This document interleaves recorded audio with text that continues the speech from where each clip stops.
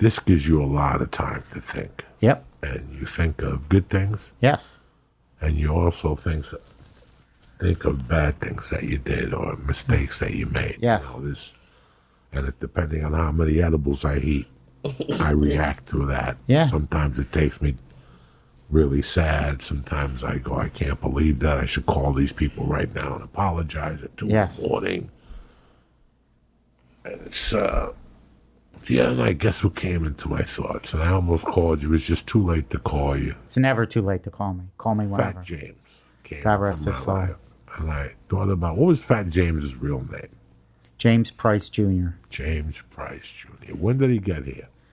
Like 2001. And where did he come from? New Hampshire. And he came right here and he got a job at the lot store. At the Comedy Store, right? No, he came and he was just hanging out. And he was the open micer nobody would talk to but me. And nice kid in the beginning. Very nice. Very nice. And the reason he got his job there is there was Eddie Griffin was on stage. I was working the OR front door. And Eddie Griffin was getting into it with an audience member, like a drunk redneck dude. And then there came a point where the guy had enough. And this dude stands up and he's like 6'6", and he charges the stage. And I'm like, well, oh my God. But it was those years where you just, I don't know, I just jumped on the guy and I kicked him and I'm trying to wrestle this guy to the ground. Now all the tables are coming and I'm like, I'm in trouble. It's this guy's friends. Then comics are jumping in and there's a melee. And then I feel this force of nature and I go, I can handle this guy, but whatever this is, I'm done. And it was Fat James. And I just hear, I got your back, brother. I got your back, brother. He had such a big heart that he didn't give a fuck. None of the other door guys jumped in. I think it was maybe Brett Ernst or somebody like that jumped in, me. And then when Fat James used all of his weight and got the guy out, helped me get the guy out, I just walked him into the back and I said, Dean, you're going to give this guy a job. He deserves it. And then he became my roommate. Like a couple months after that. What? And I'm saying this from the highest. I love hustle. Yeah. I love hustle. I love when people put two and two Me together, and it just makes my dick hard. You give them a nickel, they come back with $10. Yep. And you go, how the fuck did you do that? I don't think there was a stronger hustler that I met in L.A. than Fat James. It's the truth. You know, he tried to get me, he was getting me auditions. Remember he did that movie about the spelling bee? Kia and the Bee with Lawrence Fishburne? I don't know. Like, he went on the set. Like, because what happened between us we were good friends. Mm-hmm. I really liked James. He would give me money for Coke. I'd pay him back. Hilarious. He was always a gentleman. He had such a big heart. He had such a big heart. Yeah. He was a funny-looking dude, but in auditions, that bitch did not fuck around. When he walked into an audition, bro, I would sit there and go, oh, my God, what? Whatever he did, he was booking it. Yep. There was 1,000 jobs I did with him. When that Mafia shit was big, yeah, and he would put his crazy head to. Yeah. I think we even booked the Pennzoil commercial together. Wow. That's how we solidified. Where we put the guy in the trunk, and we opened the trunk, and the guy's looking back at us, and then we slammed the trunk, and wow. It was like one day shooting. And that's how I became friends with him. And then I liked him at the store. Then The Longest Yard came along, and I still loved him. Everything was going. Then he got fired from the store. Something happened. Yeah, I don't remember what happened. Something happened. And then him and I was still tight. Yep. And then when I got Kia and the Bee, when I got The Longest Yard, as I was shooting The Longest Yard, he was the one that told me to go to this place to read for this girl. Mm-hmm. And it was December. It was getting close to the holidays. Mm-hmm. You know how you're a little tapped out. And it was on La Brea. Remember the old Acapulco on La Cienega? Yes. The old Acapulco on La Cienega. It was up the corner. I remember I didn't have any money. I parked in La Cienega in the Acapulco parking lot. And I walked to the audition. And on the way back, I saw Fat James. He's like, I already set this audition up for you. You got this. Wow. So he goes, I'll wait for you out here. Let me know how you did. You're going to be like 3 guys. Don't worry about it. I'll wait for you. Because across the street was the Chinese place. The really good Chinese place where Vito's Pizza's at. Yep. So it was all in that area. Guys took me to that Chinese place. Vito's wasn't there, but that place, that Chinese place, had the best chicken wings. Is that the Jennifer Aniston place? No, this is on La Cienega. Yeah, like 2 blocks south of Santa Monica. Right next to Vito's. Okay. Yep, same parking lot. It's a Chinese restaurant now, but it's not the same people. They had wings. Garlic wings. Nice. 4 per order. We would just go in there and order 6 orders for lunch. Wow. Just to eat wings. Big, thick pieces of garlic on it. Anyway. So I go to this IKEA in the B. It's with Lawrence Fishburne and the chick who played, I think she's in it, the chick who played and whose love got to do with it. They were looking for like a school teacher or something. As soon as I walked in, I knew I wasn't right for the part. Yeah. It was like December 16th. Mm-hmm. Fuck. I got a couple checks left from the store. Maybe I could hustle. Maybe I could sell an 8-ball and make Christmas happen. I go to IKEA in the B. I eat a bag of dog shit. And it's one of those places where they have 5 different studios Yep. auditioning. And as I walked by, I looked and it said Mars Bar. Mars Bar, and it said international shooting. 3 days, flat fee. It's money. So I didn't say nothing. It had nothing to do with me. I can't do international. Mm-hmm. I can't. I'm SAG. Okay. It was non-union. That's what it was. So I went to the bathroom, and when I came out of the bathroom, the dude was like, Steve Simone, come on in. The guy goes, Steve Simone. And he looks over at me and goes, excuse me, can I talk to you for a second? He goes, we're doing a commercial here. I'm looking for mobsters just like you. Get out of here. I swear to God. And he goes, it's 2 days to shoot, $3,000 cash, and a hotel room. I go, what are you talking about? He goes, we're going to stay up in Passini, Lancaster. Mm-hmm. And then we're going to wake up in the morning and drive 20 miles out into this desert and shoot this Mars Bar commercial. So I go, how many mobsters do you need? And he goes, 3 of them. I go, how many do you got? He goes, 1 of them. I go, stay right there. And I went out and I got Fat James. Wow. And I go, how about me and him? And he goes, go in and read the lines. We went in together, Mars Bar, we both got it. I got him 3,000, Wow. me 3,000, and the other guy. We had to go to a hotel, and I had to get coke, the whole thing. Yeah. I had a good time with James Me those too. 3 days. I really got to, it's like I got to know him. All Yeah. the hairdo and the fatness and Right. and the cheese smell around his neck, because every once in a while he get that BO to him. I overlooked that. I Right. really liked his heart. And I really liked what he was doing as a comic. He was doing something that nobody else was doing. If he didn't get the job, he was going to make sure you got the job. Yes. He was very loyal. And I learned that from, that when people do that without you saying, boom, they're an ally. That's Yep. it. Very Lee, loyal. I didn't get this, but go down there, send the tape. Yep. So well, how are they going to know? Who tells them? Tell them Steve Simone sent you. Yep. But I haven't talked to Steve in 2 years. Who cares? Right. So take the chance. What do you give a fuck? Right. That's where the school of thought he came from. Yeah. So he was like me. So we stayed friends. Yeah. After that thing, we did a commercial together, and then we did that thing together.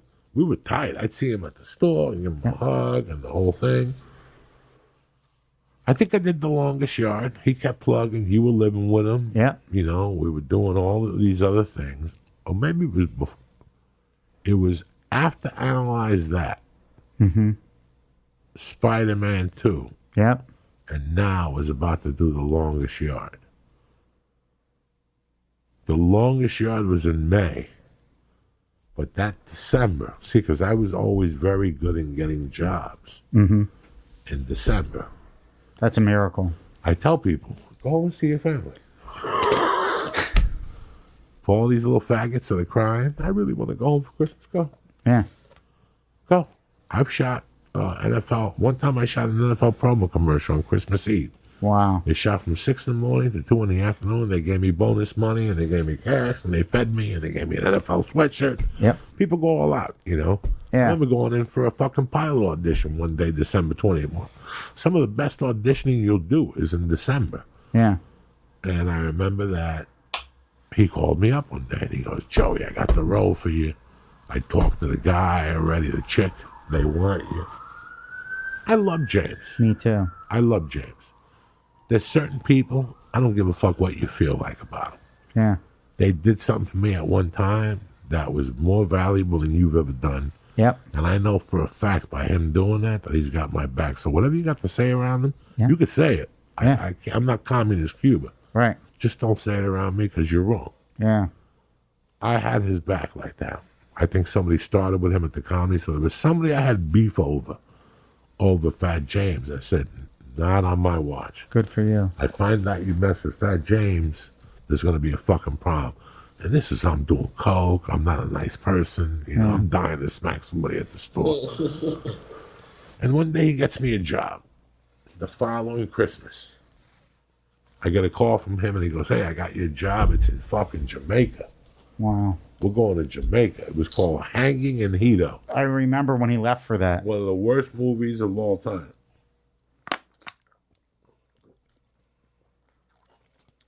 That's the only problem with these masks.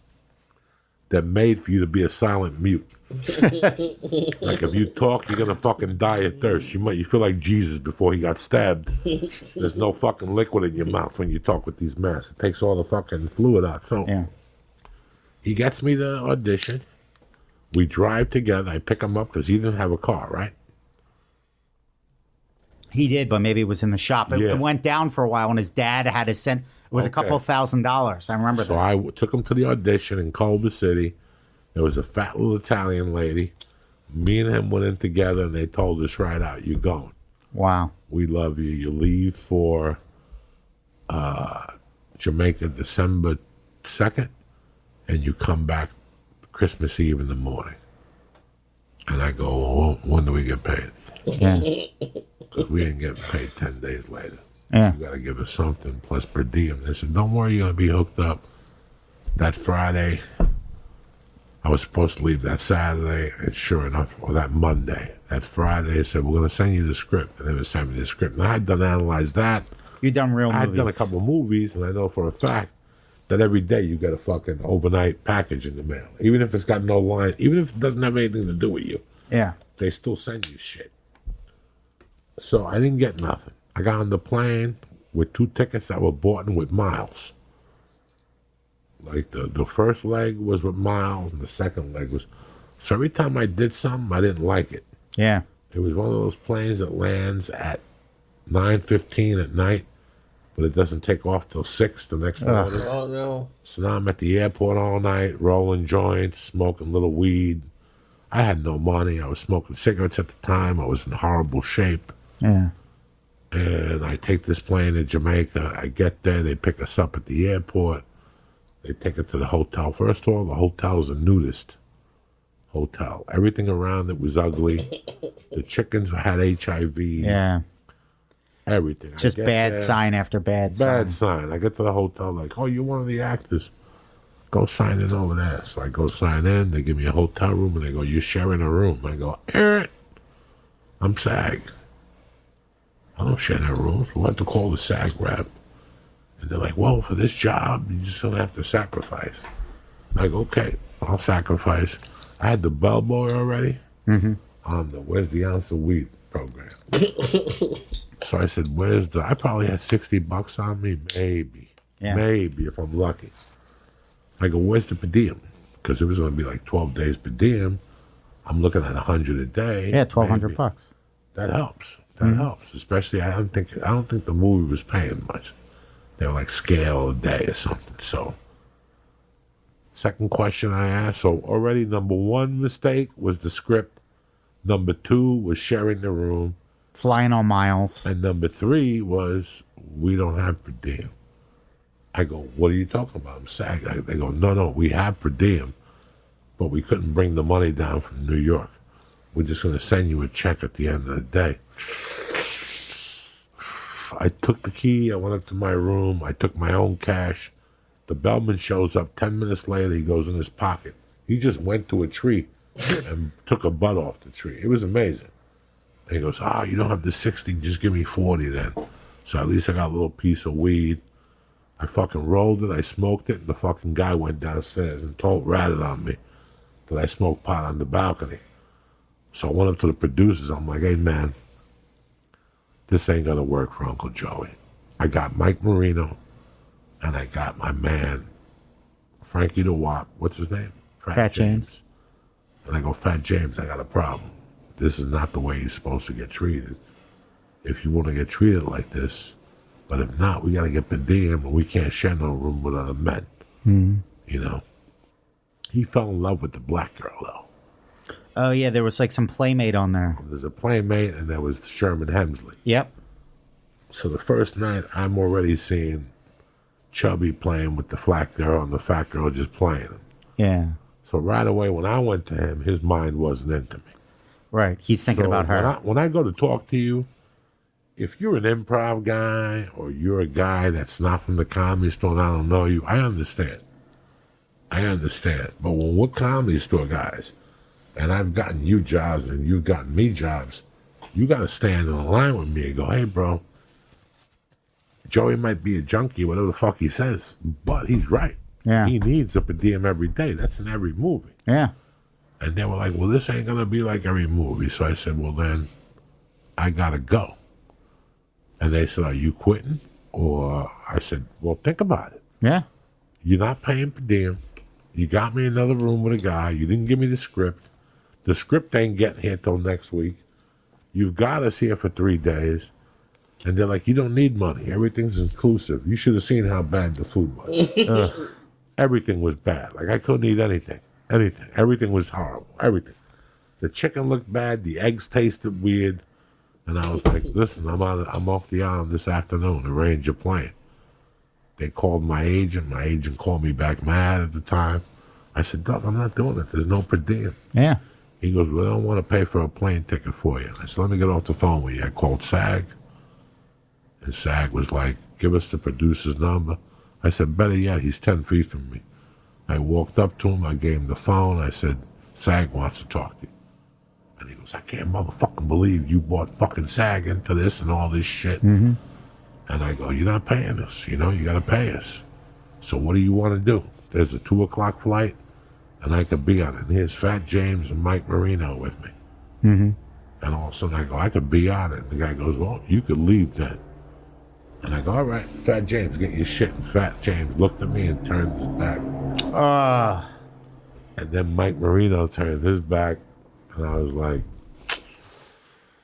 I know what time it is here. This doesn't look like it's going to work out well for Uncle Joey. I got on my plane. I came home. I saw my buddy pick me up in Miami. I spent the night with him, and I came back.